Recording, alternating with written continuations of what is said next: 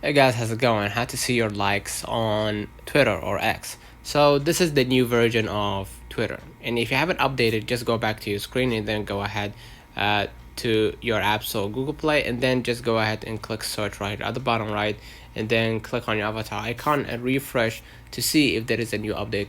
If there is a newest update, as you can see right here, you will be able to access new updates. So what you're gonna do, just go ahead and update all of it, including Twitter. Let's go back right here and then go ahead and swipe right and then click on our profile icon at the top left, and then what you're gonna do, you're gonna see right here the likes, right? And basically all the likes that you made during your consuming Twitter, you're gonna be able to access it from here. So let me know in the comments if this video helped you.